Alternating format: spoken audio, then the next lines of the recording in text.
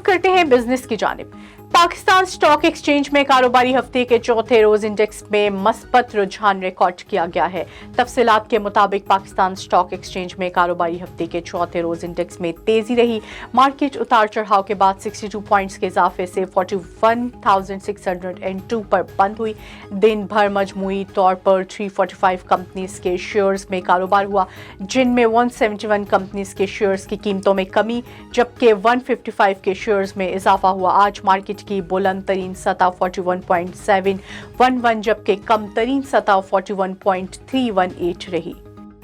Oil and gas development company limited को सूबा पंजाब में तेल की दरियाफ्त में अहम कामयाबी हुई है। तेल की दरियाफ्त जिला अटक में कंपनी ऑपरेटेड वेल डीप 1 से हासिल हो रही है, जहां 5545 मीटर गहरे तो डीप वेल पर काम का आगाज 25 दिसंबर 2020 को हुआ था। OGTCL के मुताबिक कुएं से योमिया 882 बैरल तेल और 0.93 MMSCFD गैस हासिल होगी। दरियाफ्त से कंपनी के हाइड्रोकार्बन वसाइल में इजाफा हुआ है। दरियाफ्त तेल गैस के हवाले से पाकिस्तान के मकामी वसाइल पर इन्हिसार में मस्बत पेशरफ्त साबित होगी।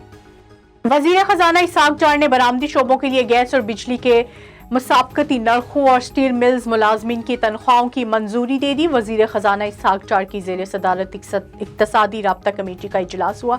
इजलास में बरामदी शोबों के लिए गैस और बिजली के मुसाबकती नरखों की मंजूरी दी गई।